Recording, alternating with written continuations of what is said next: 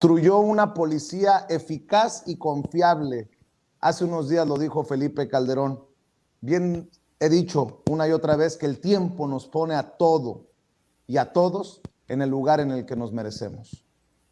No, bueno, incluso hay matrimonios que están a punto del divorcio y se vanaglorian de mucha unidad y de mucho respeto y de mucho amor. Es exactamente lo mismo que hace Calderón en España y no es menor que lo haga en un país que se encuentra del otro lado del charco, al otro lado del continente, porque sabe muy bien que decirlo aquí en México, bueno, la gente simplemente no podría soportar 10 segundos después de esa declaración sin soltarle una mentada de madre o una queja por una hija desaparecida, una madre asesinada, un padre secuestrado y muchas atrocidades más que se cometieron durante el sexenio de Felipe Calderón y la herencia que eso dejó. Es incluso interesante ver cómo ha evolucionado las reacciones de Felipe Calderón. ¿A qué me refiero con esto? Cuando Genaro García Luna fue atrapado en diciembre de 2019, Felipe Calderón cometió un error brutal, y es que en su ignorancia tomó las redes sociales, tomó su celular, tomó Twitter y dijo no saber absolutamente nada de los lazos criminales de García Luna en su gobierno. Lo que hizo nacer la famosa frase de lo niego calderónicamente. Cuando atraparon a Luis Cárdenas Palomino, ya no hizo ninguna clase de ruido, no hizo ningún tuit, ya no hace ninguna declaración y hoy tampoco vemos una declaración de Felipe Calderón por el tema de la declaración de culpabilidad de Reyes Arzate. Entonces, ¿qué es lo que yo deduzco de esto? Que Felipe Calderón aprendió la lección, porque el negar la existencia de un conocimiento sobre temas de complicidad, sobre tu secretario de seguridad con con el crimen organizado, se puede utilizar como un excelente recurso en un juzgado. El señor dijo que no sabía y podemos documentar y podemos poner evidencias testimoniales, gráficas, audiovisuales, documentales, en manuscritos, en palabras, en testimonios, en todo lo que sea, para dictaminar y comprobar la culpabilidad del señor Calderón. Entonces, por eso vemos la reacción de Felipe Calderón sobre un silencio ruidoso. Hay silencios ruidosos y el de Felipe Calderón,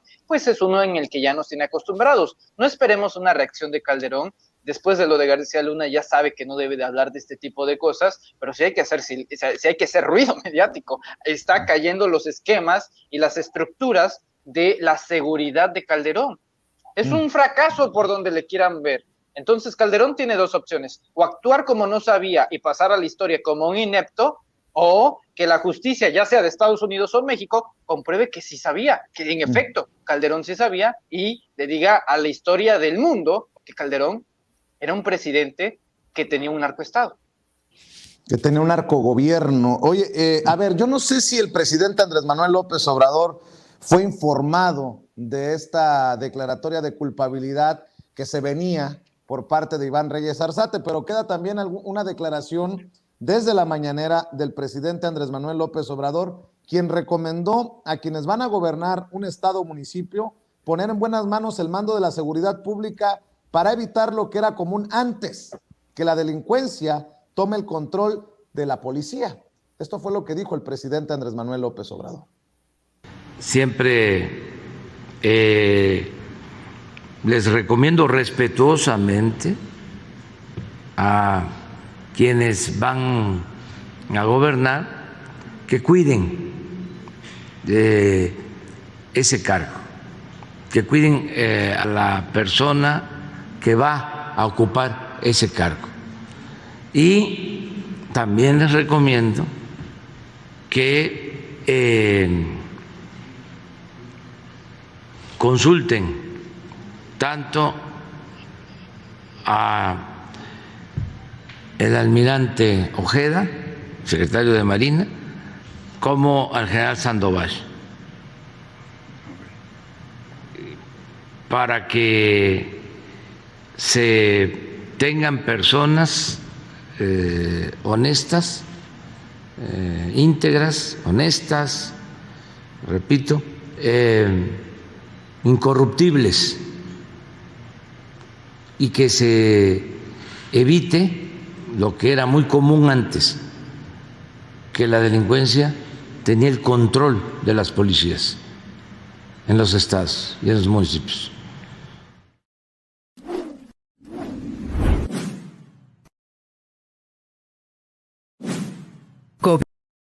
Hoy queda claro que no solamente en los estados y en los municipios, el comandante de la Policía Federal en tiempos de Calderón se declara culpable de conspirar para traficar cocaína. Sósimo, para cerrar este tema, también dice Manuel Pedrero que hay silencios muy ruidosos, como los de algunos medios de comunicación. Y no me refiero a medios de comunicación independientes, sino a esos medios de comunicación que le han tirado la alfombra roja cuando los visita Felipe Calderón, esos que presumen haberse tomado unos tequilas con Felipe Calderón, esos que apapachan a Felipe Calderón, esos que a la hora de opinar, entendió el que entendió, no entienden cómo es que haya un caso contra Genaro García Luna, esos solo como ejemplo, como Ciro Gómez Leiva, que tratan muy de tú a Felipe Calderón. Dame tu opinión, tu reflexión, Sósimo. Bueno, pues es que precisamente este tipo de periodistas y de medios, pues eran parte también, digamos, eran un brazo mediático del gobierno en turno, en este caso de Felipe Calderón, en su momento de Peña Nieto, por ejemplo, pero bueno, estamos hablando en el caso de Felipe Calderón, y bueno, pues Felipe Calderón sabemos que construyó precisamente su gobierno agarrado en dos partes. Primero, la fuerza, los militares en las calles, la militarización total del país, ahí sí, reprimiendo, generando violencia de manera importante, y por otro lado, tratando de generar consensos a través de medios de comunicación. De todos los medios de comunicación, no, solamente de aquellos que sabía que le podían garantizar, generar una supuesta opinión pública a su favor, y bueno, pues todos estos periodistas ahora se tienen que estar tragando también sus palabras, porque durante el sexenio de Felipe Calderón, ellos se tragaron completito el asunto de que había una guerra contra el narcotráfico y que México estaba librando una batalla casi en nombre de la humanidad. Ahora ya salió Felipe Calderón y siguen guardando silencio, y guardan silencio porque pues son cómplices también. Así es. Oye, Manuel,